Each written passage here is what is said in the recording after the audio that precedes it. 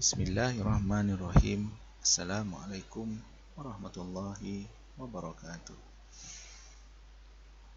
Kita teruskan lagi pembelajaran kita dengan aktiviti yang kedua dalam minggu yang kelima ini. Aktiviti yang kedua ini boleh dilakukan dalam kumpulan dan boleh dilakukan secara individu kerana kita dah berubah cara pembelajaran kita secara online. Jadi mana-mana sahaja yang anda lakukan, tapi Ustaz nasihatkan kalau dapat kita melakukan secara dalam kumpulan dengan rakan-rakan yang kita selesa untuk berbincang. Jadi harapannya semua pelajar dapat berbincang ataupun secara individu menghasilkan pembelajaran, mengikuti dan menghasilkan hasil pembelajaran dan tugasan yang diberikan supaya kita dapat mengikuti dengan seelok dan sebaiknya apakah pembelajaran yang sepatutnya kita lalui dan kita dapat mencapai objektif seperti yang ditetapkan di dalam kurikulum kita. Baiklah, untuk aktiviti yang kedua ini, sila pilih satu objektif daripada hasil pembelajaran yang diambil daripada DSKP. Ringkas saja. Maknanya kita memilih satu saja objektif ataupun hasil pembelajaran daripada DSKP. Jadi kita lihat contohnya. Kemudian kita bincangkan apakah hasil pembelajaran yang kita inginkan dalam banyak-banyak, atau kita pilih dan kita bincangkan. Yang terbaik bila mana kita ada buku teks seperti yang Ustaz telah pesan. Kita punya ada buku teks, lebih mudah untuk kita melihat apakah isi kandungan yang menurus kepada DSKP yang diingini. Baiklah, seterusnya kita hasilkan cadangan aktiviti pula.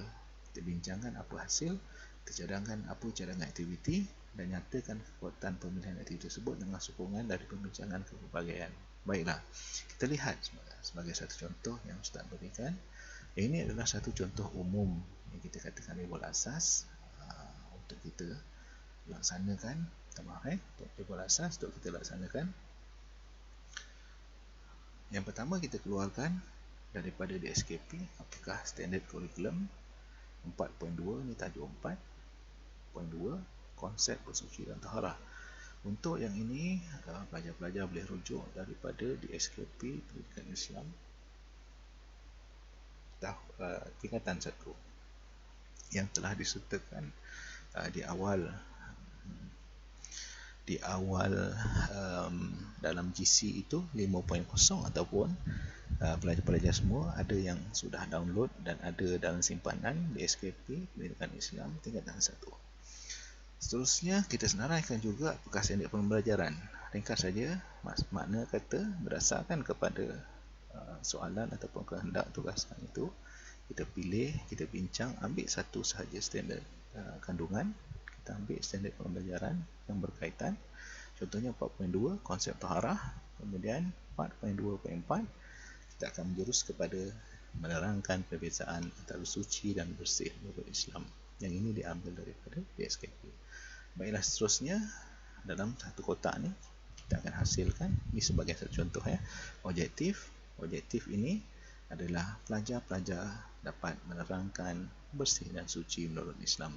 Kemudian di kolom yang kedua, hasil pembelajaran, pelajar-pelajar dapat memberikan 3 contoh bezakan antara bersih dan suci berdasarkan pengalaman dalam kehidupan mereka. Seterusnya kita senaraikan apa aktiviti. Aktiviti yang pertama, ada 2 aktiviti melalui gambar dan penerangan guru untuk menerangkan bersih dan suci. Seterusnya disambut dengan permainan. Nama permainan tersebut adalah bersih dan suci. Dan seterusnya apa di secara ringkasnya, apa aktiviti yang dijalankan ini dapat mengatasi apa kepelbagaian ataupun teori kepelbagaian dalam kita punya pengajaran pembelajaran. Jadi di sini saya senangkan VAK ataupun visual, auditory dan kinestetik.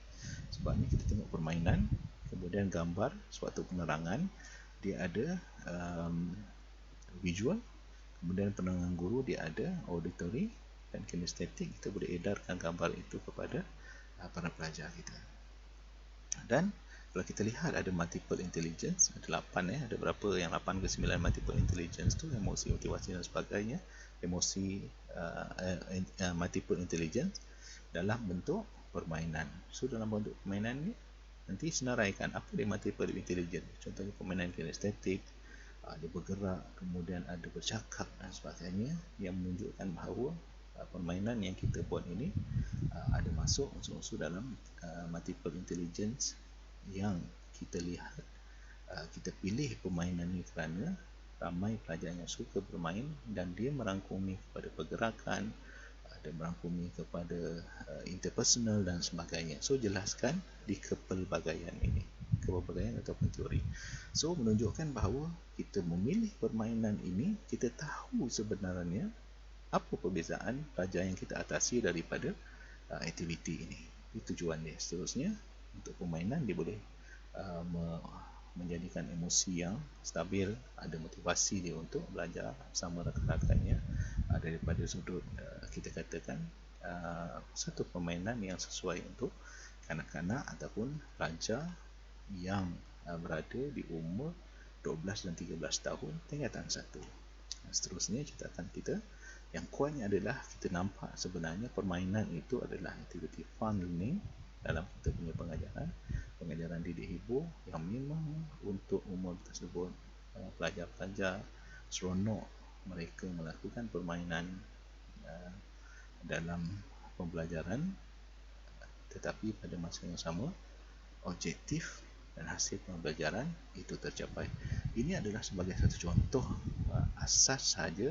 Apa yang perlu di sini adalah kita keluarkan standard kandungan, kita keluarkan standard pembelajaran, kita letak objektif, hasil pembelajaran, aktiviti, kemudian apa yang kita rasa aktiviti kita ini mengatasi kepelbagaian pelajar yang telah kita bincangkan, dan apa catatan yang perlu kita lakukan ataupun apa catatan kekuatan dan kelemahan aktiviti kita. Jadi inilah yang perlu dihasilkan. Okey, yang ini sebagai satu contoh lah. Kita boleh lihat objektif, apa objektif dia, hasil pembelajaran apa dia, aktiviti, pencapaian aktiviti, kepelbagaian pelajar ambil kira, catatan tambahan untuk menyokong ataupun penilaian kita terhadap aktiviti yang dilaksanakan. Okay, jadi saya rasa itu sahaja perkongsian kita untuk yang segmen ini. Harap kita boleh laksanakan. Terima kasih. Assalamualaikum warahmatullahi wabarakatuh.